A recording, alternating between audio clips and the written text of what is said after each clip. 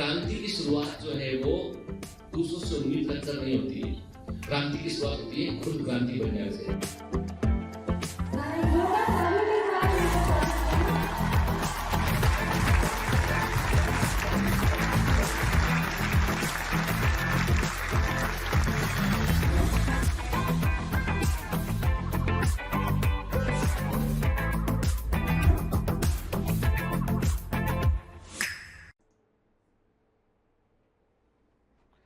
Hello commandos, welcome to Biomentors classes online. I am doctor Jitendra Singh और हम पढ़ रहे हैं मॉलिक्यूलर बेसिस ऑफ इनहेरिटेंस। और अभी तक हम क्या देख चुके हैं बेटा? अभी तक हम देख चुके हैं कि डीएनए के बारे में, कि डीएनए किस तरह का मॉलिक्यूल होता है, डीएनए आरएनए में डिफरेंस क्या होता है, डीएनए किस प्रकार से अपने आप को रेप्लिकेट करता है, रेप्लिकेशन में कौन कौन से एंजाइम इन्वॉल्व होते हैं, बहुत कुछ हमने देखा। और अब हमने एंटर किया था बेटा आरएनए की दुनिया में। तो हम आरएनए वर्ल्ड को समझे। हमने कहा कि आरएनए फर्स्ट न्यूक्लिक एसिड है जो इस अर्थ पर बना था, और आरएनए के बाद जो है वो डीएनए इवॉल्व हुआ। और एक बड़ा इंपॉर्टेंट कंक्लूजन हम पहले ही निकाल चुके हैं कि DNA is the molecule that is good for storing the genetic information. जो जेनेटिक इंफॉर्मेशन को स्टोर करने के लिए सबसे अच्छा मॉलिक्यूल डीएनए होता है। लेकिन जब जेनेटिक इंफॉर्मेशन को प्रोटीन के रूप में एक्सप्रेस करना होता है तो यह काम बगैर आरएनए के नहीं हो सकता है। याद आया? ठीक है, हमने कई सारे बेसिक फंडामेंटल्स को क्लियर किया। यहां पर हमने कहा आरएनए, नॉन जेनेटिक आरएनए का मतलब क्या होता है। हमने कहा कि आरएनए जिनको हम नॉन जेनेटिक आरएनए कह रहे हैं, इसका मतलब तो यह भी हुआ कि कुछ आरएनए ऐसे जो जेनेटिक आरएनए, जेनेटिक आरएनए जो जेनेटिक इंफॉर्मेशन को एक जनरेशन से अगली जनरेशन लेकर जाते हैं, वो केवल कुछ वायरसेस में हमको देखने मिलता है, केवल कुछ वायरसेस में के। इसके अलावा हम इतना मानते हैं कि except few viruses, DNA is the genetic material in all the organism and all the agents. क्या उनमें डीएनए ही जेनेटिक मटेरियल होता है? तो मैंने आपसे कहा था कि डीएनए मॉलिक्यूल जो है जेनेटिक इंफॉर्मेशन को स्टोर करते हैं, लेकिन जब उसे एक्सप्रेस करना होता है तो प्रोटीन बनाकर एक्सप्रेस करना होता है। तो मैंने कहा था आपसे, कोई भी डीएनए या कोई भी जीन अपने आप को एक्सप्रेस करता है by the way of transcription and translation. DNA के टेम्पलेट पर आरएनए का बनना कहलाता है ट्रांसक्रिप्शन, और आरएनए प्रोटीन सिंथेसिस करता है। जब प्रोटीन बनाने में भाग लेता है तो आरएनए की सूचनाओं को, एमआरएनए की सूचनाओं को राइबोसोम पढ़ता है, उस पर प्रोटीन बनता है, तो उसे हम बोलते हैं ट्रांसलेशन कहते हैं। ठीक है, तो कोई भी जीन अपने आप को एक्सप्रेस करता है by the way of transcription and translation. ठीक है, तो मैंने आपसे कहा था कि सेल के अंदर जो आरएनए है वो बेसिकली प्राइमरली वो प्रोटीन सिंथेसिस में संलग्न होते हैं। They are primarily associated with the protein synthesis. जैसे मैंने आपसे कहा, ribosomal RNA is the component of ribosome. Ribosomal RNA ribosome का कंपोनेंट होता है। आपको पता है ना, 70s राइबोसोम में जो 23S राइबोसोमल आरएनए होता है, जो 23S राइबोसोमल आरएनए होता है वो कैटालिटिक फंक्शन का भी होता है। वो आपके पेप्टाइड बॉन्ड को बनाने में भी रोल प्ले करता है। तो जो एंजाइम, जो राइबोसोम के अंदर एंजाइम होता है पेप्टिडिल ट्रांसफरेज, राइबोसोम के अंदर जो एंजाइम होता है पेप्टिडिल ट्रांसफरेज, और वो पेप्टिडिल ट्रांसफरेज क्या काम करता है? वो एमिनो एसिड के बीच में पेप्टाइड बॉन्ड बनाता है, तो उसके अंदर एक एक्टिव ग्रुप जो है वो आरएनए से बना होता है। तो हम कहते हैं कि 23S राइबोसोमल आरएनए जो है वो एंजाइमेटिक प्रॉपर्टी को भी रखता है। तो आरएनए की सबसे यूनिक बात ये कि आरएनए मॉलिक्यूल जो होता है वो एंजाइम के समान भी व्यवहार कर सकता है। They may have the catalytic property. ठीक है, क्लियर? तो अभी हमने आपसे कहा कि राइबोसोमल आरएनए राइबोसोम का भाग है, और एमआरएनए, मैसेंजर आरएनए जो होता है वो न्यूक्लियस पर डीएनए की इंफॉर्मेशन को कॉपी करता है, और न्यूक्लियस में डीएनए की इंफॉर्मेशन को कॉपी करना कहलाता है ट्रांसक्रिप्शन। उसके लिए हम हिंदी वर्ड यूज करते हैं अनुलेखन, ट्रांसक्रिप्शन कहते हैं। तो डीएनए के टेम्पलेट पर एमआरएनए बनता है। ठीक है, सूचनाओं को लेकर बाहर आता है, और उन सूचनाओं के आधार पर प्रोटीन बनता है। तो प्रोटीन चेन के ऊपर जो एमिनो एसिड का सीक्वेंस होता है वो एमआरएनए के कोडॉन से डिसाइड होता है। तो एमआरएनए के ऊपर जो डीएनए के जेनेटिक मैसेज जो एमआरएनए के ऊपर होते हैं वो कोडॉन्स के फॉर्म में होते हैं। क्लियर? ये भी देखा हमने।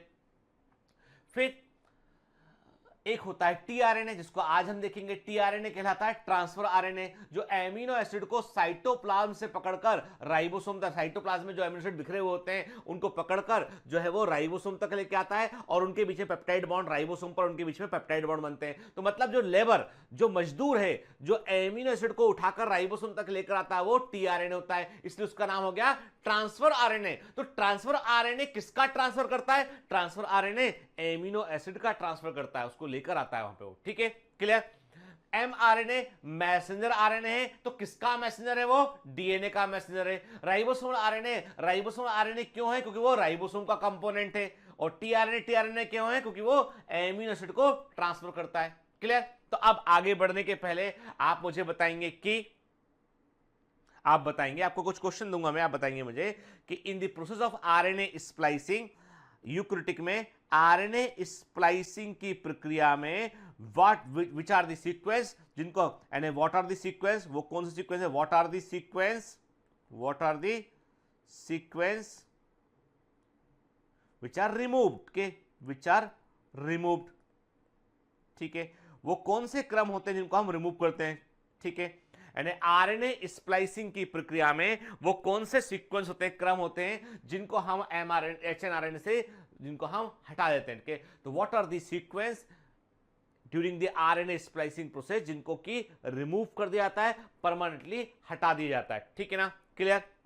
दूसरा क्वेश्चन है why hnRNA is more longer than the actual mRNA. वास्तविक एमआरएनए की तुलना में एचएनआरएनए अधिक लंबा क्यों होता है? वास्तविक एमआरएनए की तुलना में एचएनआरएनए अधिक लंबा क्यों होता है? Why hnRNA is longer than the actual mRNA. ठीक है, and the last question is what are the Shine Dalgarno sequence? What are the Shine Dalgarno sequence? Shine Dalgarno sequence क्या होते हैं? ठीक है, what are the Shine Dalgarno sequence क्या होते हैं? आप मुझे बता दीजिए। ठीक है, कमेंट में लिख भेजिए, हम आगे बढ़ जाते हैं उसके बाद, है ना? चलिए, ठीक है।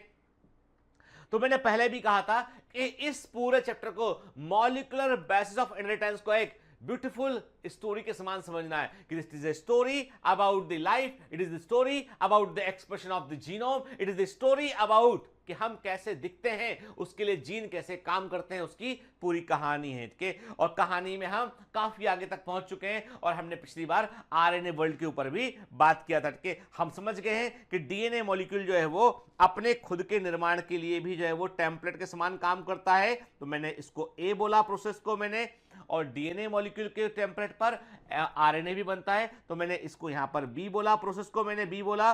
फिर आरएनए से आरएनए के आधार पर प्रोटीन बनता है, प्रोसेस को मैंने सी बोला। आपको बताना है ए क्या है बेटा, बी क्या है बेटा, और सी क्या है। ठीक है, तो ए बी और सी का लेवलिंग कर दो एक बार, तो दिल खुश हो जाएगा मेरा, है ना? मन खुश हो जाएगा। कमांडो पढ़ रहा है, मेहनत कर रहा है, या कमांडो पढ़ रही है, मेहनत कर रही है ना बेटा? ठीक है, बहुत सारे बच्चे ऐसा बोल रहे हैं कि सर फोन लगाते हैं, फोन नहीं उठाते हो।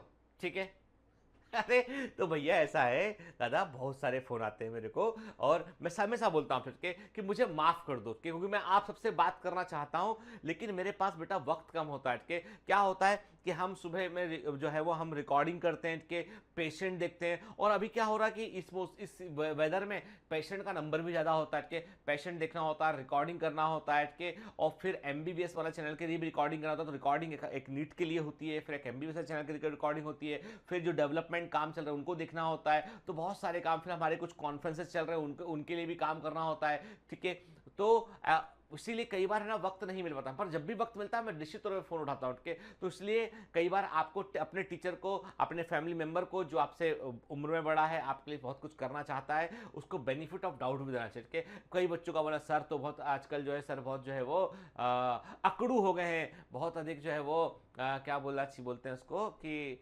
एरोगेंट हो गए हैं। कि तो ऐसा कुछ भी नहीं है बेटा।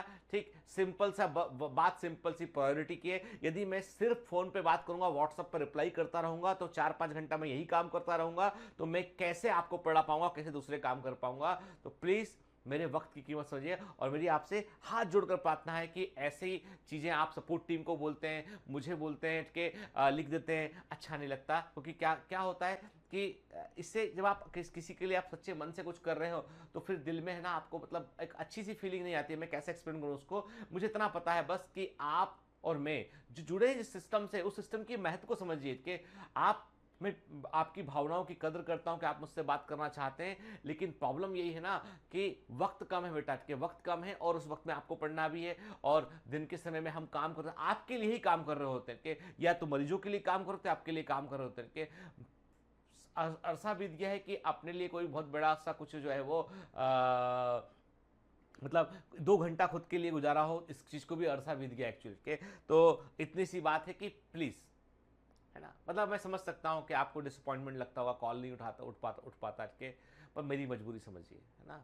तो होप यू समझ, आप उम्मीद है कि आप समझ पाएंगे इस चीज को। चलिए, तो अब एक चीज और के, अब हमने कहा था आपसे कि जो एमआरएनए होता है उसमें बड़ी इंटरेस्टिंग बातें की थी पिछली बार, हमने बात की थी उसमें जो है किसके बारे में, हमने कैपिंग के बारे में बात किया था, ठीक है, हमने टेलिंग के बारे में बात किया था। कैपिंग का मतलब क्या है कि एमआरएनए के 5 प्राइम सीक्वेंस पर जो है वहां पर 7 मिथाइल गोनोसिन ऐड हो जाता है और वो क्या बनाता है, उसका कैप बनाता है, मतलब बिगिनिंग ऑफ एमआरएनए। और एमआरएनए के लास्ट में पॉली ए टेल को ऐड करते हैं, पॉली एडेनिन वाली टेल को ऐड करते हैं, वो हम टेलिंग कहते हैं। उसके बाद क्या होता है, हमने कहा था अनट्रांसलेटेड रीजन होते हैं जिनको हमने नॉन कोडिंग रीजन कहा था, फिर कोडिंग रीजन होता है, फिर नॉन कोडिंग रीजन सेकंड होता है ना, ठीक है। तो हमने अलग, तो ये जो यूटीआर का मतलब क्या है, अनट्रांसलेटेड रीजन, अनट्रांसलेटेड, यूटीआर का मतलब होता है अनट्रांसलेटेड रीजन, जिसको हम एनसीआर भी कहते हैं, नॉन कोडिंग रीजन भी कहते हैं इसको हम, क्लियर, ठीक है। और मैंने ये भी कहा था आपसे, जब डीएनए के टेम्पलेट पर एमआरएनए बनता है ना, तो ट्रांसक्रिप्शन जो है डीएनए की 2 स्ट्रैंड में से केवल एक स्ट्रैंड में होता है, उस स्ट्रैंड में होता है जहां पर आरएनए पॉलीमरेज को 5 प्राइम से 3 प्राइम डायरेक्शन मिलता है। जैसे जब डीएनए अपने आप को रेप्लिकेट करता है ना, तो दोनों स्ट्रैंड पे काम चलता है, डीएनए के रेप्लिकेशन में दोनों स्ट्रैंड पे काम चलता है, लेकिन जब ट्रांसक्रिप्शन होता है तो केवल एक स्ट्रैंड पे काम चलता है, जिसको हम टेम्पलेट स्ट्रैंड कहते हैं, सांचा स्ट्रैंड कहते हैं, उस पर काम चलता है। और इस स्ट्रैंड पर चूंकि डायरेक्शन आरएनए पॉलीमरेज को 5 प्राइम से 3 प्राइम मिलता है, सीधा वो काम करता है इस पर, ठीक है, क्लियर। चलिए, अब आते हैं टीआरएनए पे। तो टीआरएनए के बारे में कुछ बड़ी इंपॉर्टेंट बातें नोट कर लेंगे, आप क्लियर कर दूं कि अभी जो पिछला लेक्चर और अभी का लेक्चर चल रहा है, इसमें एनसीईआरटी के बाहर बात कर रहे हैं हम, beyond the NCERT, between the lines of NCERT बात कर रहे हैं, और ये कोर कंटेंट चैप्टर का, इसको मिस नहीं करना है कि एनसीईआरटी का लोगो नहीं दिखा तो घबरा गया, ऐसा नहीं। एनसीईआरटी को मैं पूरा कवर करूंगा 100%, लेकिन कई बार बेटा हमको एनसीईआरटी से बाहर निकल के पढ़ना पड़ता है ताकि हम एमसीक्यू सॉल्व कर सकें, ठीक है। चलिए, तो अब टीआरएनए को डिस्कवर किया था क्रिकनेट, टीआरएनए की डिस्कवरी की थी क्रिकनेट के, और इसकी सेल में प्रेजेंस को बतलाया था हॉगलैंड ने के। टीआरएनए के लिए बेटा हम सुपरनेटेड आरएनए वर्ड यूज करते हैं, सॉल्युबल आरएनए वर्ड यूज करते हैं, और एडॉप्टर आरएनए कहते हैं। और एडॉप्टर आरएनए जो है जिपमर में और एम्स में पूछा गया है, ये जिपमर में भी आया हुआ है, एम्स में भी आया हुआ है, तो याद रखिएगा टीआरएनए के लिए हम सुपरनेटेड आरएनए वर्ड भी यूज करते हैं, इसके लिए हम जो है सॉल्युबल आरएनए वर्ड भी यूज करते हैं, एडॉप्टर आरएनए वर्ड भी यूज करते हैं। और याद रखिएगा, कोशिका का, सेल का के अंदर जो टोटल आरएनए मिलता है उसका 10 से 20% अकेला टीआरएनए होता है, ठीक है। याद रखिएगा, सेल के अंदर जितना भी आरएनए मिलता है उसमें सबसे अधिक मिलने वाला आरएनए होता है राइबोसोम आरएनए, जो लगभग 65 से 70% का होता है। एंड मैक्सिमम जो आरएनए होता है वो कौन सा होता है, वो राइबोसोम आरएनए होता है। उसके बाद आता है बेटा, हम बात करते हैं टीआरएनए की, 10 से 20% होता है total RNA of the cell, ठीक है।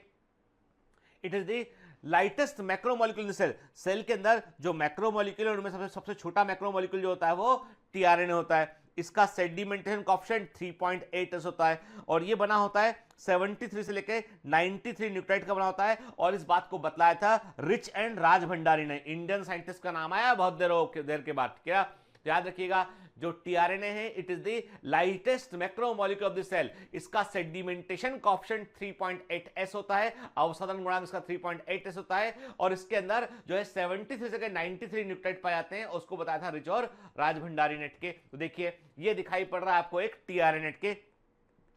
आपके दिमाग में पहला विचार तो ये आया इसको देखकर, क्या ये डबल स्टैंडर्ड है, क्या ये डबल स्टैंडर्ड है? बिल्कुल गलत, ये डबल स्टैंडर्ड नहीं है।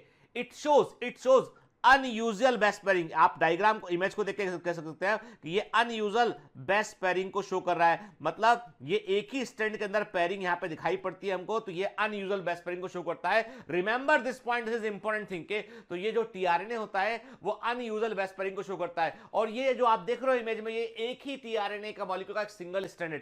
बिगिनिंग कहां से होती है? हमेशा किसी भी न्यूक्लिक एसिड का जो बिगिनिंग वाला सिरा होता है 5 prime, this is the beginning, ये इसका प्रारंभ है, दिस इज द बिगिनिंग,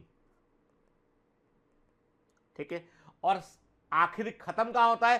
खत्म होता है 3 प्राइम पर, दिस इज द एंड, ठीक है, ये इसका अंतिम सिरा होता है, ठीक है। तो टीआरएनए का बिगिनिंग होता है 5 प्राइम से, खत्म होता है 3 प्राइम पर आकर खत्म होता है, ठीक है। और इंटरेस्टिंग बात ये कि आपको यहां पर जो पेयरिंग दिखाई पड़ती है ये अनयूजुअल बेस पेयरिंग होती है। हम कहते हैं कि एक प्रकार से जो है वो ऐसा कहते हैं कि एक प्रकार से जो असामान्य बेस पेयरिंग हमको यहां पर देखने मिलती है। अब इसमें इंटरेस्टिंग बात ये कि टीआरएनए मॉलिक्यूल जो होता है इट्स लाइक ए वर्कर के, इट्स लाइक ए वर्कर, एक मजदूर के समान होता है, जिसका काम ये है कि राइबोसोम जहां पर कि एमआरएनए की सूचनाओं को पढ़ रहे हैं, कि राइबोसोम क्या होता है? वो एमआरएनए की इंफॉर्मेशन को पढ़ता है और प्रोटीन चेन को बनाता है, एमिनो एसिड के बीच में पेप्टाइड बॉन्ड को एस्टेब्लिश करता है, उससे प्रोटीन चेन बन जाती है, के। तो मतलब ये है कि एमिनो, अब जैसे एमआरएनए पर लिखा हुआ है कि भाई ग्लाइसिन को बुलाओ, ग्लाइसिन एमिनो एसिड को बुलाना है, तो ग्लाइसिन का कोड एमआरएनए पर लिखा हुआ है। एमआरएनए पर जो इंफॉर्मेशन होती है वो कोडोन के फॉर्म में होती है, और उस इंफॉर्मेशन को पढ़ता है टीआरएनए। टीआरएनए में होता है एंटीकोडॉन, टीआरएनए में क्या होता है? एंटीकोडॉन के। जब कोडोन और एंटीकोडॉन मैच कर जाएंगे, मतलब मैच कैसे करेंगे? रूल ऑफ बेस पेयरिंग से मैच करेंगे। मान लीजिए एमआरएनए पर लिखा हुआ है, एमआरएनए पर लिखा हुआ है GAC, एमआरएनए पर लिखा हुआ है, ठीक है। तो टीआरएनए पे क्या लिखा होगा? टीआरएनए पे लिखा होगा CUG, टीआरएनए पे लिखा होगा। तो ऐसा टीआरएनए पढ़ेगा, के मतलब जो टीआरएनए मॉलिक्यूल है वो एमआरएनए के कोडोन को पढ़ सकता है, और टीआरएनए मॉलिक्यूल में एमआरएनए के कोडोन को पढ़ने के लिए जो जगह होती है उसे हम एंटीकोडॉन कहते हैं, एंटीकोडॉन आर्म कहते हैं। तो एंटीकोडॉन कोडोन के कॉम्प्लीमेंट्री होते हैं, एंटीकोडॉन कोडोन के कॉम्प्लीमेंट्री होते हैं। देखो बेटा, जेनेटिक मैसेज कहां पर होता है? डीएनए में होता है, क्लियर।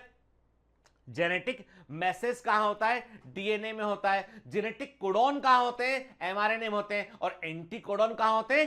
टीआरएनए में होता है। एंटीकोडोन कहां होता है? टीआरएनए में होता है, ठीक है। अब टीआरएनए क्या करता है? वो एमआरएनए के कोडोन को पढ़ता है, ठीक है, और उसके अकॉर्डिंग एमिनो एसिड को वहां पे डिलीवर करता है, ठीक है। अब एमिनो एसिड टीआरएनए पे कहां जुड़ते हैं? तो टीआरएनए पर एमिनो एसिड को जोड़ने के लिए 3 प्राइम जो हिस्सा होता है वहां पर आपको एक स्पेसिफिक सीक्वेंस देखने मिलेगा। ये 3 प्राइम हिस्सा होता है, यहां पर एमिनो एसिड जो है वो जुड़ेगा, ठीक है, यहां पे जुड़ेगा। और यहां पे एक स्पेसिफिक सीक्वेंस होता है, उसे बोलते हैं CCA सीक्वेंस बोलते हैं। आप बोलोगे सर आपने इसको ACC क्यों नहीं पढ़ा? हम तो देख रहे हैं, हमको डायग्राम में तो हमको ACC दिखाई पड़ रहा है। अरे भाई, शुरुआत 5 प्राइम से हुई है, खत्म 3 प्राइम पे हुआ है, तो पढ़ने की दिशा क्या होगी उसकी? CCA।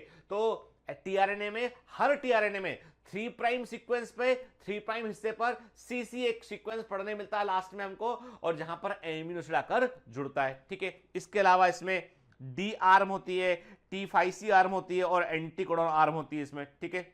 चलिए, तो देखो, आप देख रहे हो यहां पे एक्सेप्टर आर्म, जिसको हम 3 प्राइम कहते हैं, और आप देख रहे हो ये आपको टीआरएनए का स्ट्रक्चर दिखाई पड़ रहा है। याद रखिए, टीआरएनए में कुछ जो है वो एबनॉर्मल बेस के हम कहते हैं, कुछ जो है हमको अनयूजुअल ऐसा कहते हैं हम यहाँ पे, कि टीआरएनए में कुछ हमको जो है वो अनयूजुअल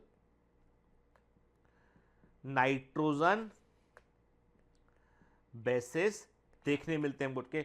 हमको टीआरएनए में कुछ अनयूजुअल नाइट्रोजन बेसिस देखने मिलते हैं, जैसे कि हमने कहा यहाँ पे मिथाइल ग्वानोसिन देखने मिला हमको यहाँ पे, ठीक है, ठीक है। हमें यहाँ पे जो है वो देखो आप, ये सब क्या है? ये सब अनयूजुअल के डिफरेंट नाम होते हैं। ये आपको अनयूजुअल जो है वो जो है नाइट्रोजन बेस हमको देखने मिल रहे हैं, ठीक है।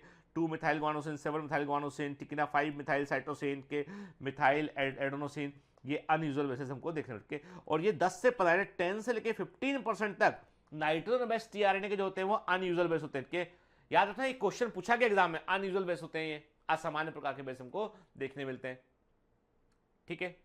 चलिए, तो क्या देख रहे हैं? हमने कहा आपसे कि एमिनो एसिड बाइंडिंग साइट को देखो, ठीक है। जो मैंने आपसे कहा ना बेटा, देखो ये क्या है? ये एक्सेप्टर आर्म है, इधर इस तरफ क्या है? D आर्म के T5 ग्रुप एंटीकोडॉन, मैंने कहा ये D आर्म है, ये T5C लूप है और ये एंटी कोडॉन लूप है ना बेटा, और ये एमिनो एसिड बाइंडिंग साइट है। तो याद रखिएगा जो अब टीआरएनए पे कौन सा हिस्सा क्या काम करता है, तो देखो जो डी आर्म होती है कि वो वास्तव में डी आर्म होती है, वो क्या करती है, वो एमिनो एसिड के जुड़ने के लिए जो एंजाइम होता है एमिनो एसाइल टीआरएनए सिंथेटेज, एक एंजाइम होता है उसका नाम होता है एमिनो एसाइल टीआरएनए सिंथेटेज। ठीक है, ये वो एंजाइम होता है जो एमिनो एसिड को टीआरएनए से जुड़ने में हेल्प करता है।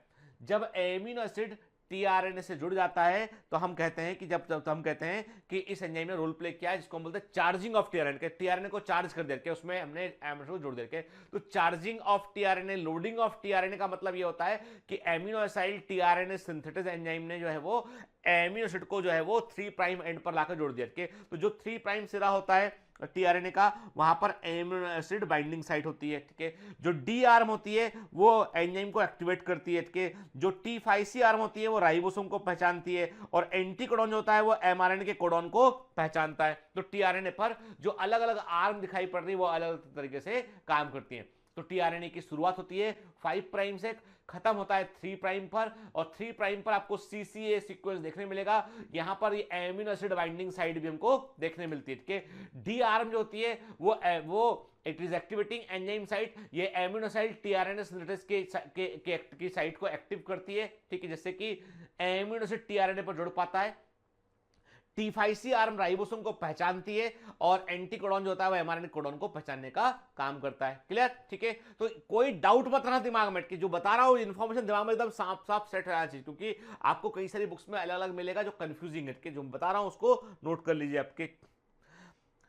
In 1965, Robert Holle proposed the structure of East phenyl alanine tRNA. This is the one of the very popular question, very IMP के, it is वेरी इंपॉर्टेंट के ये जो क्वेश्चन है बेटा ये एग्जाम में कईयों बार पूछा गया के। तो इन 1965 में रॉबर्ट होले propose the structure of east phenyl alanine tRNA. Robert होले ने ईस्ट के फिनाइल एलानिन की संरचना को उन्होंने प्रस्तुत किया। इसके लिए इनको 1968 में नोबेल प्राइज मिला, और इनको नोबेल प्राइज मिला था विथ निरनबर्ग एंड खुराना के। और इंटरेस्टिंग बात है, इन दोनों का संबंध था जेनेटिक कोड की डिस्कवरी से। जेनेटिक कोड की डिस्कवरी के इन दोनों ने जेनेटिक कोड की डिस्कवरी की।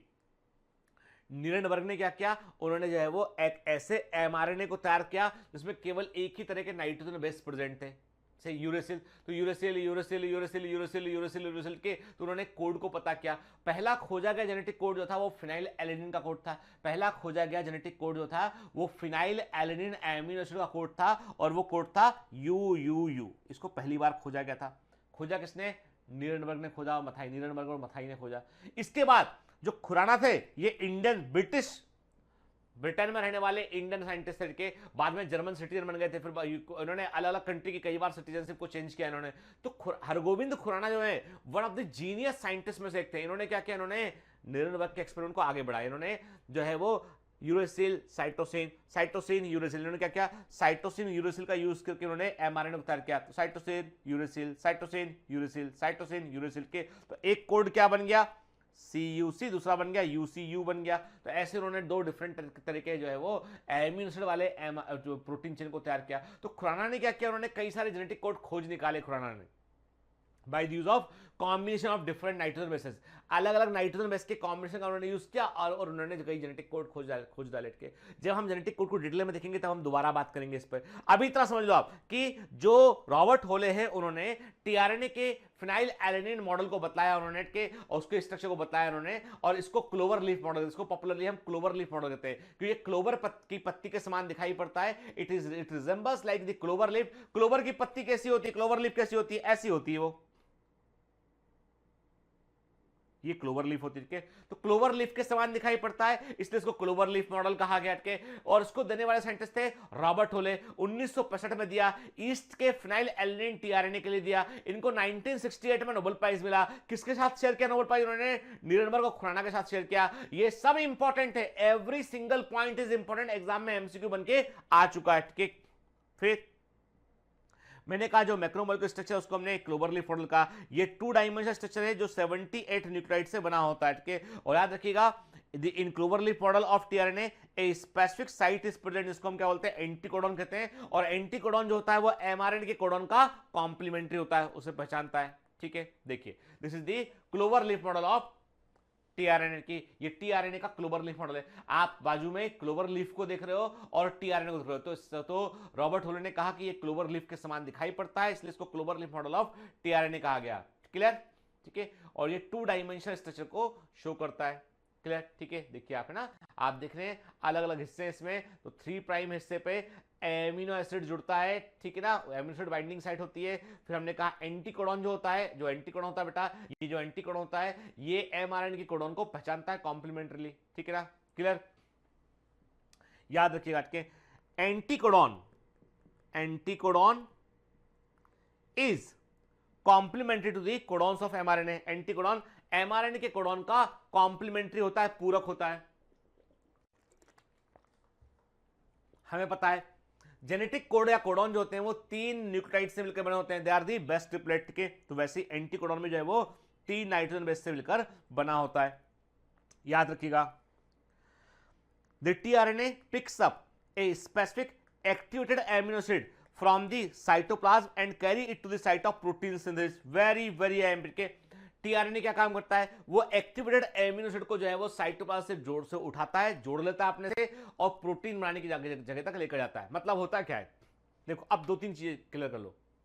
नंबर एक सेल के साइटोप्लाज्म में कई सारे एमिनो एसिड होते हैं, सभी एमिनो एसिड एक्टिवेटेड नहीं होते हैं, केवल वही एमिनो एसिड एक्टिवेटेड होते हैं जो एटीपी से क्रिया कर लेते हैं, यानी जो एनर्जी जिनके अंदर एटीपी क्रिया करता है और उनको वो एक्टिवेट करता है। तो क्या बनता है वहां पर जो है enzyme aminoacyl tRNA synthesis role play करता है। तो एंजाइम एमिनोसाइड टीआरएनए सिंथेसिस जो है वो एमिनो एसिड को एक्टिव करता है, एटीपी को कंज्यूम करता है, और जो एक्टिवेटेड एमिनो एसिड होते हैं वो टीआरएनए से जुड़ते हैं, हर टीआरएनए एक तरह के एमिनो एसिड के लिए स्पेसिफिक होता है। जैसे कि हमने कहा आपसे कि 20 तरह के 20 टाइप ऑफ एमिनो एसिड होते हैं, तो 20 टाइप ऑफ टीआरएनए होते हैं। जैसे फिनाइल एलनिन का टीआरएनए फिनाइल एलनिन को ही जोड़ेगा, ठीक है।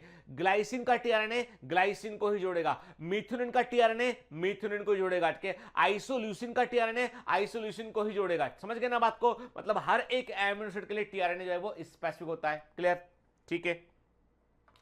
3 prime arm of tRNA behaves as an acceptor arm for the amino acid के। तो टीआरएनए की जो 3 प्राइम आर्म होती है वो एमिनो एसिड को जोड़ने वाले एक्सेप्टर के रूप में काम करती है।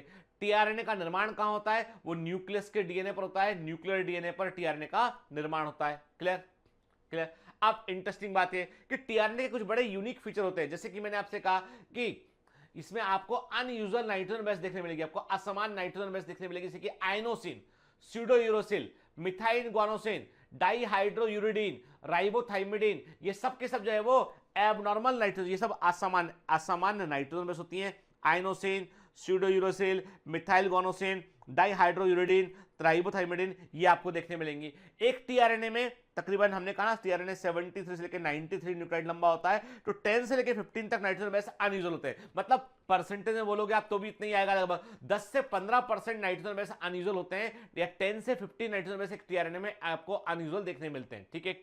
याद रखिएगा टीआरएनए 2 डायमेंशनल और 3 डायमेंशनल दोनों प्रकार के स्ट्रक्चर को वो शो करता है। जैसे हम देख रहे हैं this is the clover leaf model, जो कि 2 डायमेंशन 2D स्ट्रक्चर, जो कि टीआरएनए का 2D स्ट्रक्चर होता है बेटा, है ना।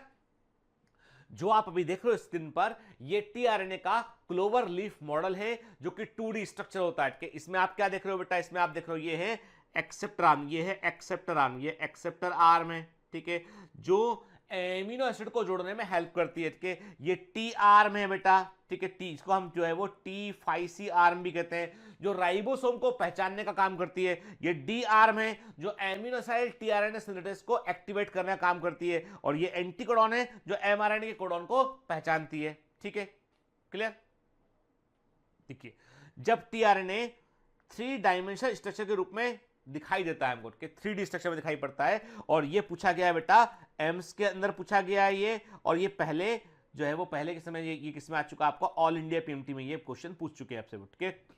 तो जब टीआरएनए 3 डायमेंशनल स्ट्रक्चर को अचीव करता है तो वो हमें एल शेप दिखाई पड़ता है। कैसा दिखाई पड़ता है हमको? वो एल शेप का दिखाई पड़ता है, और इसको बतलाया था किम ने 1974 में। ठीक है, टीआरएनए एबनॉर्मल बेस पेयरिंग को शो करता है। मैंने कहा ना ये सिंगल स्ट्रैंड है, ये खुद ही आपस में जो है वो पेयरिंग शो करता है। ठीक है, always at 3 prime and CCS sequence देखने मिलता है। हमेशा 5 प्राइम एंड पे ग्वानिन न्यूक्लियोटाइड आपको देखने मिलते हैं। लाइन से 4 ग्वानिन देखने मिलेंगे 5 प्राइम एंड पे।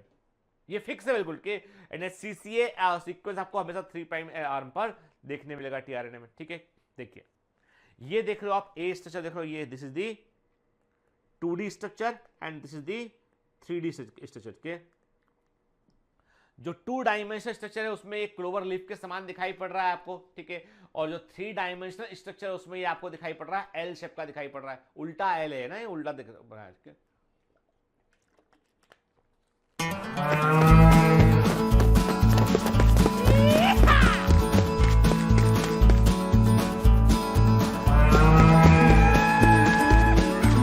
Hi, sorry to disturb you in between lecture. But it's important to inform you. You should download BioMentors app from Google Play Store. We need your support, so please take subscription to become an official commando of BioMentors. Bye bye. Continue your lecture. Clear बेटा, बात समझ में आ रही है?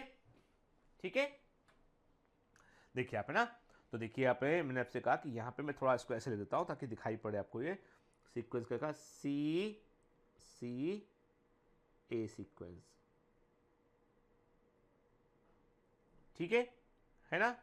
चलिए आप देखिए इसमें ना आपको दिखाई पड़ रहा है ये एक्सेप्टर आर्म है, एमिटर अटैचमेंट होता है, T5C आर्म है, वेरिएबल आर्म है, एंटीकोडॉन आर्म है, डी आर्म है। ठीक है ना, सबके फंक्शन हमें मालूम चल गए। क्लियर? ठीक, देखिए अब सेल के अंदर आप देखेंगे तो प्रोटीन सिंथेसिस में तीनों प्रकार के आरएनए इन्वॉल्व है। एमआरएनए इन्वॉल्व है, आरआरएनए इन्वॉल्व है और टीआरएनए इन्वॉल्व के, तीनों तरह के आरएनए यहां पर इन्वॉल्व के। तो जो एमआरएनए है ये क्या काम किया इसने न्यूक्लियस, इसने इन्फॉर्म ये लेके आया है, इंफॉर्मेशन ये लेके आया, ये इंफॉर्मेशन लेके आया कहां से? न्यूक्लियस से इंफॉर्मेशन लेके आया साइटोप्लाज्म के। आरआरएनए क्या है? ये राइबोसोम का कंपोनेंट है, मतलब it provide the catalysis platform for the catalysis. इसने कैटालिसिस के लिए प्लेटफॉर्म प्रोवाइड किया कि एमिनो एसिड पास में आएंगे तो उनके बीच में पेप्टाइड बॉन्ड का फॉर्मेशन करेगा। और टीआरएनए ने क्या काम किया? उसने एमिनो एसिड को कैरी किया और कहां लाके दिया? उसने एमआरएनए पर, राइबोसोम पर लाके दिया, जहां पर उसको एमआरएनए के सीक्वेंस के अकॉर्डिंग जोड़ा गया और प्रोटीन चेन को तैयार किया गया। ठीक है ना? क्लियर?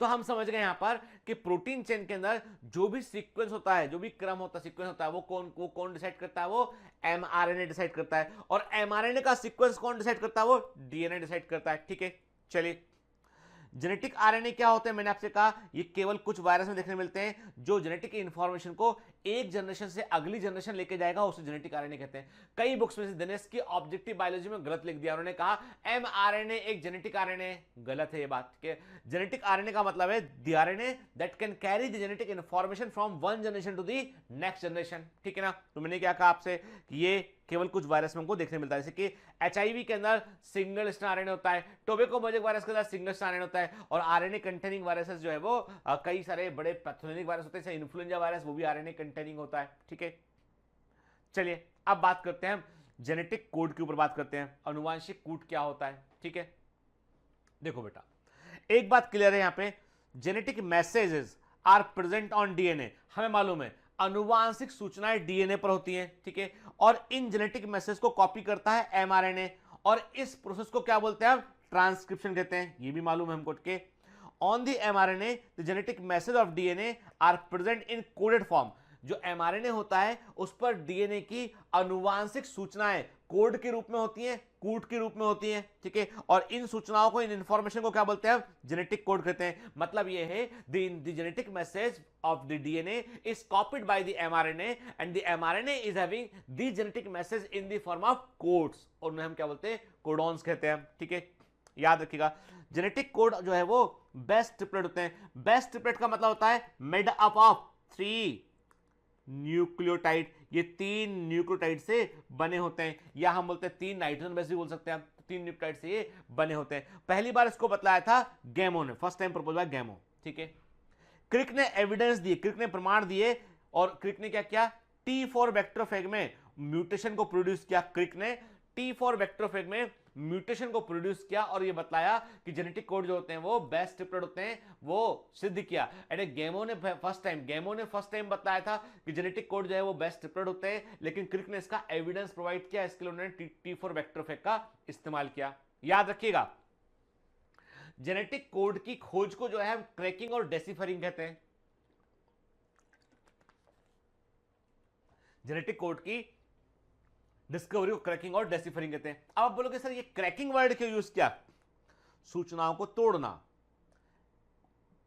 खोज लेना, निकाल लेना, ठीक है।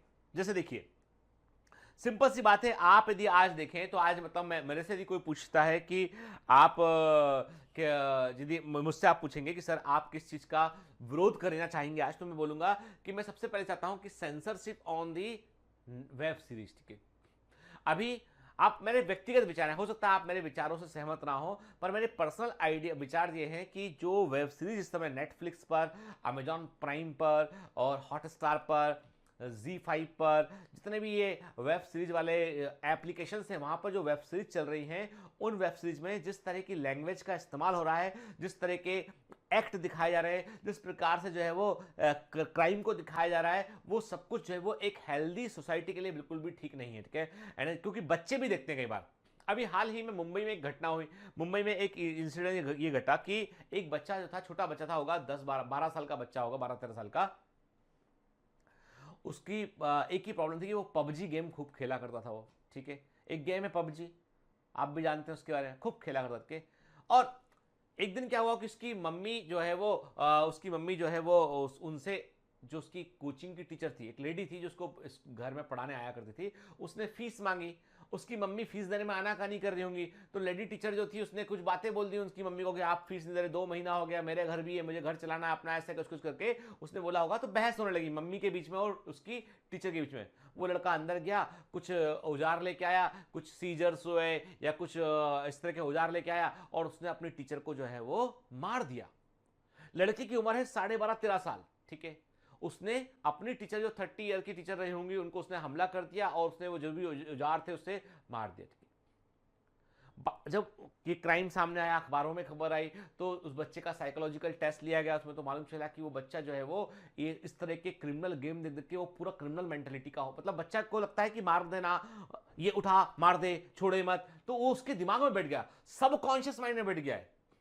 तो ये जो हम हमारी जनरेशन है, जो ये लोग, आपको पता है ये लोग पैसा कमा रहे हैं लोग, ये कोई समाज, मैं कहता हूं आपसे कि ये जो जितने भी वेब सीरीज हैं, जितने भी ये सब लोग जो है वो ऐड देते हैं, सब इसके बड़े बदले बड़ा पैसा लेते हो, फ्री नहीं है इनके। तो ये जो ये पूरी की पूरी एक जनरेशन को खोखला कर देंगे एक दिन ये। इसलिए मैं कहता हूं किसी भी तरह के एडिक्शन से दूर रहिए। मैं ये बना नहीं करता आपसे कुछ मत कीजिए, आप केवल पढ़िए, ऐसा नहीं बोलता। मैं बोलता हूं जो चीज एडिक्शन करती है उससे दूर रहिए, वो खोखला कर देगी आपको। तो कहां बात निकली थी, ये कहां से कहां बात पहुंच गई? बात ये निकली थी कि आज यदि आपसे मैं बोलता हूं, आप सोचिए आप एक मूवी देख रहे हैं, या आप जो है वो वेब सीरीज देख रहे हैं, वहां पर वर्ड यूज किया 10 पेटी, आप समझ गए ये बात कर रहा है 10 लाख की बात कर रहा है। एक खोखा मतलब ये 1 करोड़ की बात कर रहा है, ठीक है। घोड़ा बंदूक की बात कर रहा है। अरे आपने कहा ये तो मतलब सारे कोडवर्ड सीख गया। अरे जो क्रिमिनल दुनिया के कोडवर्ड थे वो आम आदमी को समझ आ गए, घोड़ा ना, खोखा ना, पेटी, है ना। बहुत सारे वर्ड ऐसे, बहुत सारे असभ्य वर्ड है ऐसे। तो कुल मिला के बात यह है कि एक पुरानी घटना आपको बताता हूं मैं कि ये जो डेसिफरिंग और क्रैकिंग बोल रहे हैं, इसका मतलब क्या है, इसको समझने के लिए हम छोटी छोटी कहानी सुन रहे हैं। कि एक बार खबर आई भोपाल में, जब भोपाल में मेडिकल कॉलेज में पढ़ा करता तब की बात है कि किसी ने खबर दी कि भाई भोपाल के अंदर जो है वो बड़ी अम्मा पहुंच चुकी है। किसी ने पुलिस जो होती है वो कई सारे फोन इंटरसेप्ट कर रही होती है, जो वांटेड टाइप के लोग होते हैं उनके फोन इंटरसेप्शन पर रखे लगे होते हैं। तो इंटेलिजेंस को खबर मिली कि भोपाल में बड़ी अम्मा आ गई है। किसी ने बोला, दूसरा बोला कि बड़ी अम्मा है कहां पर, कितनी बड़ी अम्मा है, 3 बड़ी अम्मा आई हैं, छोटी अम्मा की डिलीवरी, छोटी अम्मा कब तक आएगी। पुलिस के कान खड़े हुए कि ये बड़ी अम्मा और छोटी अम्मा क्या लफड़ा है, पता करते। मालूम चला कि AK-56 जो राइफल है उसको बड़ी अम्मा बोलते थे, AK-47 को छोटी अम्मा बोलते थे। तो ये जो राइफल थे वो टेररिस्ट ग्रुप इस तरह के राइफल को इकट्ठा कर रहा था। पुलिस ने पकड़ लिया गिरोह को, बहुत पुरानी बात है, पुलिस ने पकड़ लिया गिरोह को और जो है वो सबको अंदर डाल दिया।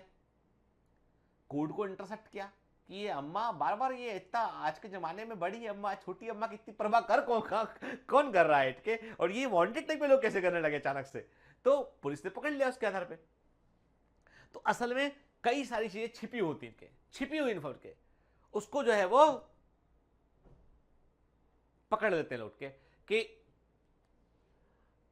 तो ये जो कोडेड इंफॉर्मेशन थी ना, जो मैंने कहा आपसे, खोखा पेटी बड़ी अम्मा छोटी अम्मा, ये सब कोडेड इंफॉर्मेशन के, इस कोड को पकड़ लिया कि अच्छा इसका मतलब ये, इसका मतलब ये।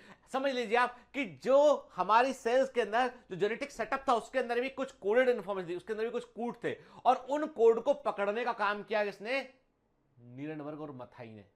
उसके बाद हरगोविंद खुराना ने, इन्होंने पता लगा लिया कि भैया हाँ समझ गए हम, तुम्हारा ट्रिपल यू का मतलब क्या है, तुम्हारे mRNA पर यू यू यू लिखा है मतलब तुम फेनिलएलनिन की बात कर रहे हो, ठीक है, सी सी सी लिखा है मतलब तुम प्रोलिन की बात कर रहे हो, ठीक है, हम समझ गए तुम्हारी बात बॉस, ठीक है, तुम लिखते हो AUG मतलब मीथनिन की बात कर रहे हो, ठीक है ना। तो खोज निकाला गया इसको, तो इसलिए हम क्या बोलते हैं, क्योंकि जेनेटिक कोड पहले से प्रेजेंट थे, तो हम डिस्कवरी के बजाय क्रैकिंग और डेसिफरिंग वर्ड यूज करते हैं यहां पे हम, ठीक है। तो क्रैकिंग और डेसिफरिंग ऑफ जेनेटिक कोड को पहली बार नीरनबर्ग और मथाई ने किया 1961 में। Very very MP. क्या किया इसके लिए इन्होंने, इसके लिए इन्होंने काम किया, बहुत सिंपल तरीका अपनाया उन्होंने, आरएनए का mRNA का उन्होंने जो है एक होमोपॉलीमर तैयार किया। क्या तैयार किया, ऐसा आरएनए तैयार किया जिसमें केवल एक ही तरह का नाइट्रोजन बेस प्रेजेंट हो लगातार के। इन्होंने पॉली यू को तैयार किया इन्होंने, ऐसा था poly you, uracil uracil uracil uracil uracil uracil uracil uracil uracil uracil uracil uracil, पूरा ऐसा लंबा था। इसको उन्होंने mRNA के रूप में यूज किया। क्या पाया उन्होंने पाया कि जब पॉली यू mRNA को हम प्रोटीन बनाने के लिए एज एन mRNA, एक mRNA के समान यूज करते हैं, तो अब आप पूछ रहे होगे कि प्रयोग कैसे किया सर, ये तो बता दो कम से कम। देखो आपको पता है 20 तरह के एमिनो एसिड होते हैं, हमने टेस्ट ट्यूब ली 20, हमने 20 टेस्ट ट्यूब, मेरी बात ध्यान से सुनो कि हमने 20 टेस्ट ट्यूब को लिया, हर टेस्ट ट्यूब में हमने जो है वो क्या क्या डाला, हर टेस्ट ट्यूब में हमने जो है वो एक एक तरह का एमिनो एसिड डाल दिया।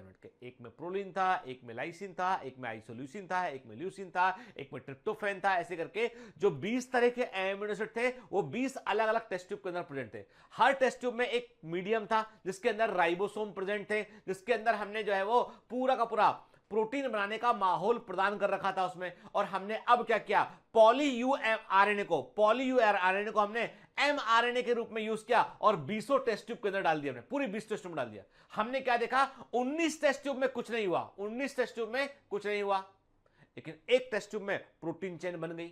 हमने पता लगाया कि क्या प्रोटीन, कहां बनी प्रोटीन चेन, हमने कहा जिसके अंदर फिनाइल एलिनिन नाम का एमिनो एसिड प्रेजेंट था उसके अंदर एक लंबी सी प्रोटीन चेन बन गई है, और हर प्रोटीन चेन में phenyl alanine phenyl alanine phenyl alanine phenyl alanine ऐसे लाइन से जुड़ा हुआ है, क्योंकि वो तो एक एमिनो एसिड वहां प्रेजेंट था।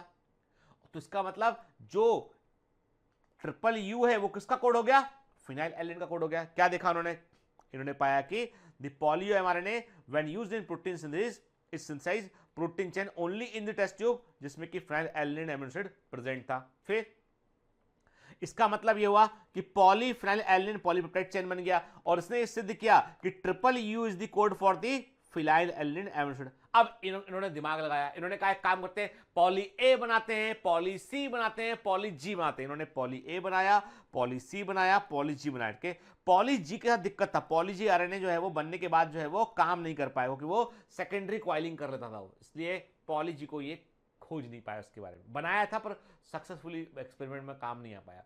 पॉली ए जो था, जब उसका यूज किया तो उन्होंने क्या देखा, 20 टेस्ट ट्यूब के अंदर 20 तरह के एमिनो एसिड प्रेजेंट है, सब में पॉली ए एमआरएनए को डाला गया, तो प्रोटीन चेन केवल उस टेस्ट ट्यूब के अंदर बनी जहां पर लाइसिन एमिनो एसिड प्रेजेंट था। तो लाइसिन का कोड क्या हो गया, triple A is the code for lysine. फिर पॉली सी का यूज किया तो उन्होंने क्या देखा, उन्होंने कहा जिस टेस्ट ट्यूब में प्रोलिन एमिनो एसिड प्रेजेंट था वहीं पर जो है केवल प्रोटीन चेन बनी। तो मतलब ये हो गया कि प्रोलिन का कोड क्या होगा, triple C the code for proline के। ये थी पहली बार, ये पहले प्रयोग थे जिससे मालूम चला कि जेनेटिक कोड जो है वो किसको क्या कोड करता है। याद रखिएगा, सबसे पहले जिस कोड के बारे में जानकारी मिली वो था triple U, code for phenylalanine. Number 2 lysine, code for lysine, triple A. Number 3 triple C, code for proline. Clear? तो ट्रिपल ए लाइसिन का कोड है, ट्रिपल सी प्रोलिन का कोड है, और ट्रिपल यू फिनाइल एलेनिन का code है, और जो कि फर्स्ट डिस्कवर जेनेटिक कोड है वेरी आईएमपी। क्लियर? कोई डाउट इसमें? कोई डाउट नहीं रहना चाहिए इसमें। ठीक है? क्या एग्जाम में आता है? एग्जाम में आता है तभी तो पढ़ा रहे हैं। क्यों नहीं आता एग्जाम में? आता है एग्जाम में। ठीक है? क्लियर? अब याद रखो जेनेटिक कोड के क्या कैरेक्टरिस्टिक होते हैं। जेनेटिक कोड में क्या लक्षण होना चाहिए, क्या कैरेक्टर है, मतलब अब हम बात करें कि कोड के कुछ ना कुछ कैरेक्टर तो होंगे। ठीक है? Number 1, genetic code present on the mRNA, ये एमआरएनए पर पाए जाते हैं, कोई डाउट नहीं इसमें। ये 3 न्यूक्लियोटाइड से बने होते हैं, they are the base triplet. ये 3 नाइट्रोजन बेस या 3 न्यूक्लियोटाइड से बने होते हैं। इनमें इंफॉर्मेशन होती है प्रोटीन बनाने के लिए, they have the information for translation, इनमें प्रोटीन सिंथेसिस की इंफॉर्मेशन होती है। अब सबसे इंपॉर्टेंट कैरेक्टर पे आते हैं, मोस्ट इंपॉर्टेंट कैरेक्टर। क्यों इंपॉर्टेंट है? क्योंकि ये 2020 में आ रहा है, इसलिए ये इंपॉर्टेंट है। Genetic code are the degenerative, genetic code जो है वो डीजेनरेटिव होते हैं। ठीक है?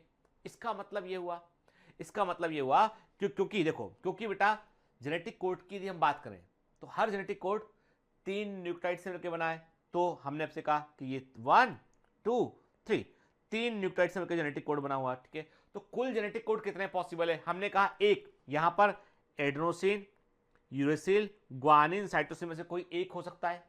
दूसरी पोजीशन में भी एडेनोसिन, यूरेसिल, ग्वानिन, साइटोसिन में से कोई एक हो सकता है। पॉसिबिलिटी की बात कर रहे हैं हम कि वहां पे क्या क्या आ सकता है। थर्ड पोजीशन में भी एडेनोसिन, यूरेसिल, ग्वानिन, साइटोसिन में से कोई एक हो सकता है। मतलब 4 पॉसिबिलिटी यहां पर है, 4 पॉसिबिलिटी यहां पर है, 4 पॉसिबिलिटी यहां पर है। तो कुल जेनेटिक कोड होते हैं 64।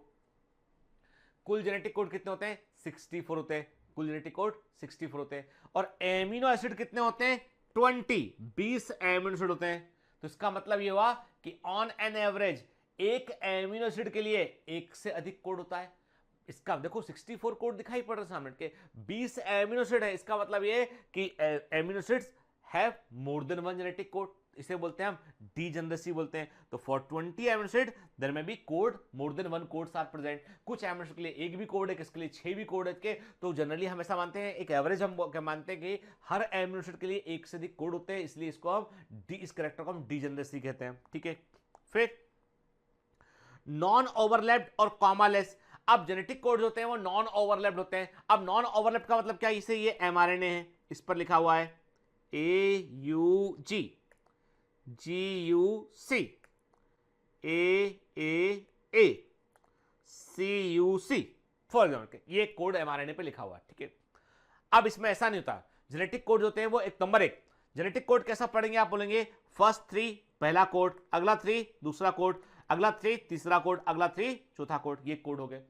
आप एक जेनेटिक कोड के अंदर जिस न्यूक्लियोटाइड को आपने शामिल कर लिया है वो एक न्यूक्लियोटाइड 2 कोड का हिस्सा नहीं बनेगा। ऐसा नहीं बोल सकते आप ऐसा नहीं बोलोगे कि एक कोड AUG हो गया, दूसरा जो है वो UGG हो गया, तीसरा GGU हो गया, नहीं बोल सकते आपके। मतलब आपने एक बार इन तीनों को यूज कर लिया है तो आप इनमें से किसी को आप आगे यूज नहीं करोगे इस एक कोड का। ठीक है? तो मतलब ये है, इसे लिखा है यहाँ पे AUG GUC। ठीक है? सपोज ये इसी को ले लिया हमने कहा पहला कोड AUG हो गया, दूसरा GUC हो गया।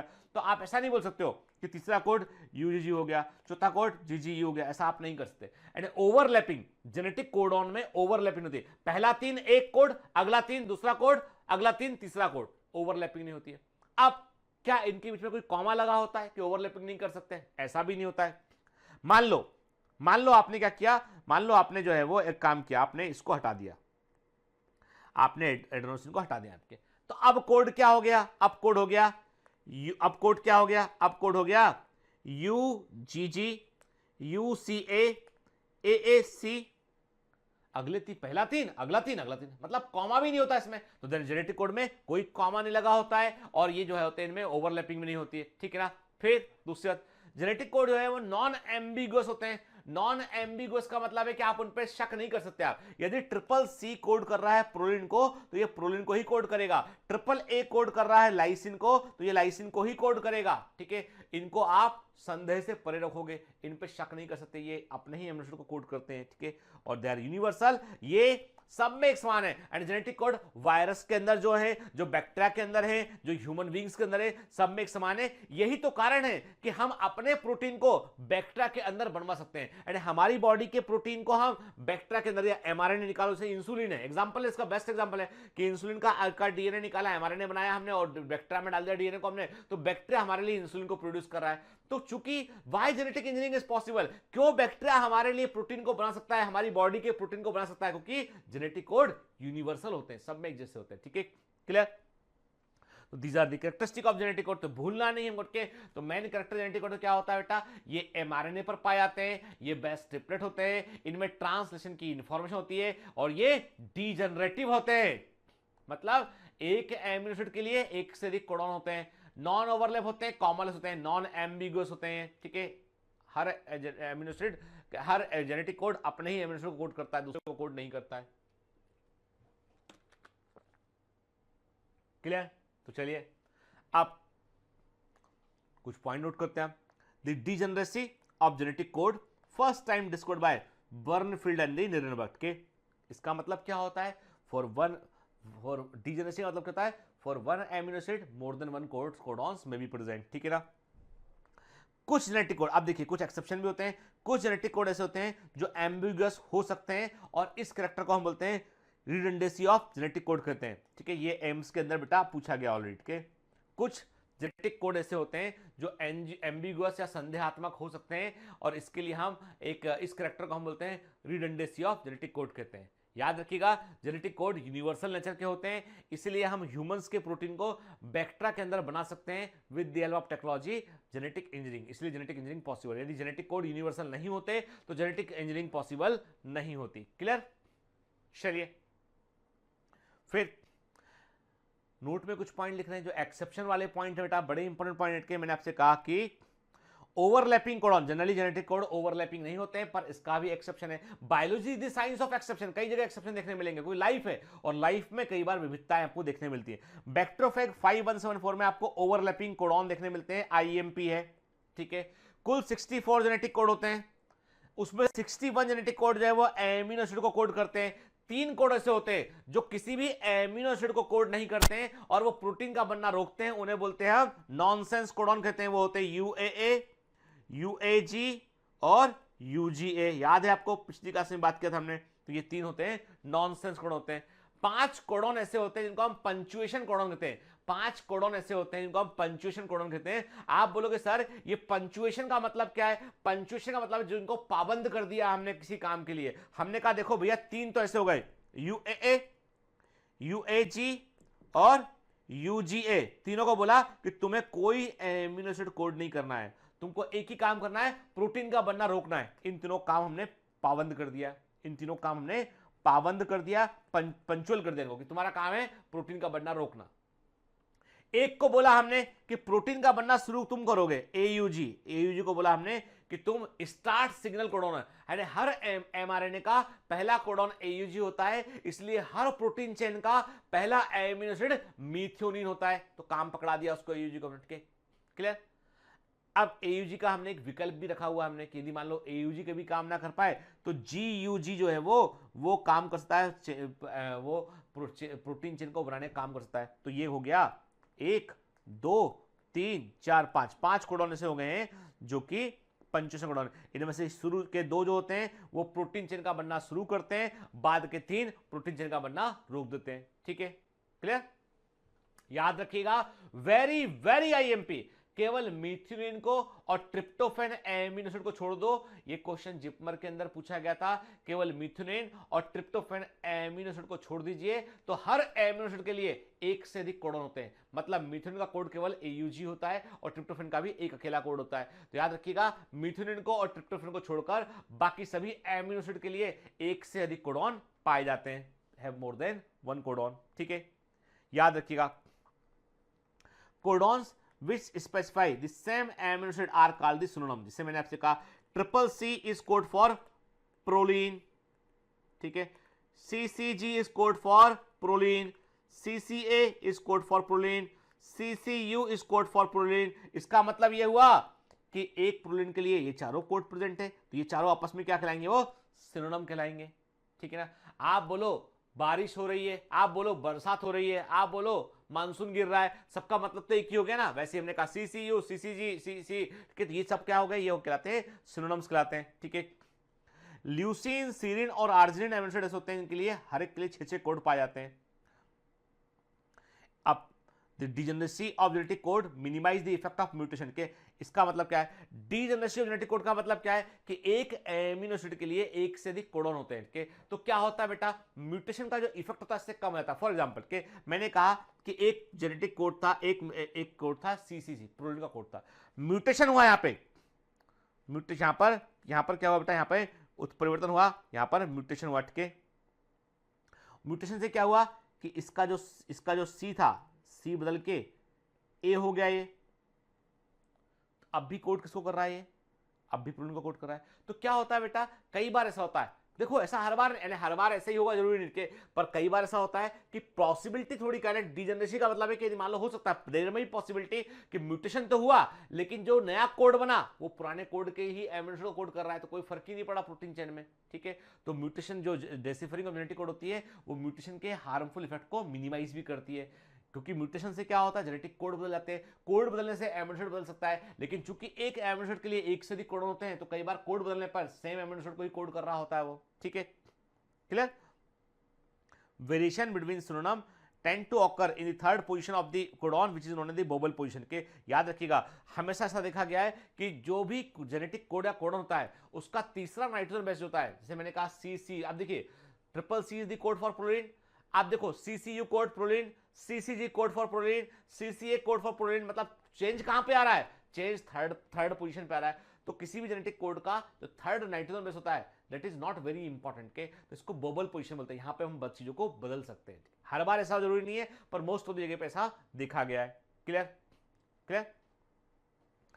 When due to mutation the codon in codon the amino acid get change, जब म्यूटेशन हो और कोडॉन के अंदर एमिनो एसिड जो है बदल जाए, मान लो मैंने कहा ल्यूसीन था और उसके बाद ट्रिप्टोफैन हो गया यहाँ पे के, तो मैंने क्या बोला आपसे, मैंने कहा कि म्यूटेशन होने पर जो है वो उत्परिवर्तन होने पर जेनेटिक कोड जो है वो बदल जाता है और उससे एमिनो एसिड भी बदल जाता है, तो उसको बोलते हैं मिससेंस म्यूटेशन कहते हैं, उसे मिससेंस म्यूटेशन कहते हैं।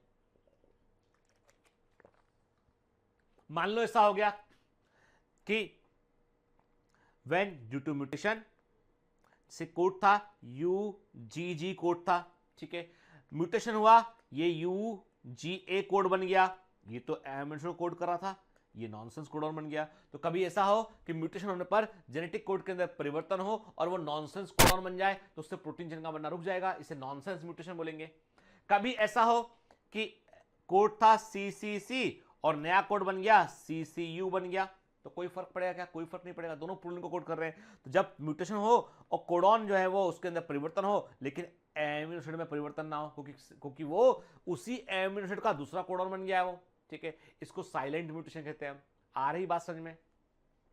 मैं आपसे कह रहा हूं बेटा, म्यूटेशन होने पर यदि एमिनो एसिड बदल जाएगा मिससेंस म्यूटेशन, प्रोटीन चेन का बनना रुक जाएगा नॉनसेंस म्यूटेशन, क्योंकि नॉनसेंस कोडॉन बन गया है, और यदि सेम एमिनो एसिड को ही कोड करने वाला कोई दूसरा कोडॉन बन गया तो हमने क्या बोला, साइलेंट म्यूटेशन का। ठीक है, तो चलिए अभी चूंकि इंफॉर्मेशन थोड़ा ज्यादा हो जाएगा इसलिए बाकी हम नेक्स्ट लेक्चर में हम कंटिन्यू करेंगे। ठीक है, तो आज क्या देखा हमने, टीआरएनए को देखा हमने और जेनेटिक कोड की कैरेक्टरिस्टिक को देखा हमने, और नेक्स्ट लेक्चर में हम इसी को आगे कंटिन्यू करेंगे। तो पढ़ते रहिए, मेहनत करते रहिए बेटा, और याद रखिए कि हमेशा अपने मनोबल को ऊंचा रखिए, हमेशा ये सोचिए कि आप अच्छा कर सकते हैं। और मेरी बात बेटा ध्यान सुनिए, मैं हमेशा आपसे कहता हूं कि मेरे और आपके बीच में एक अनजाना सा और एक परोक्ष संबंध है, यानी ये थ्रू जो हम देखते हैं सुनते हैं ना, हमारे बीच में एक तार है, दिल का तार जुड़ा हुआ है, ठीक है।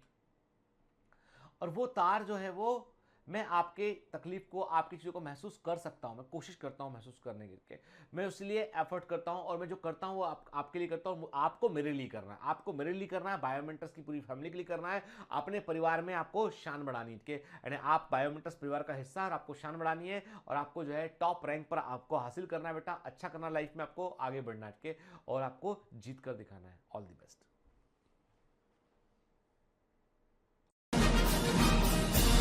Hi.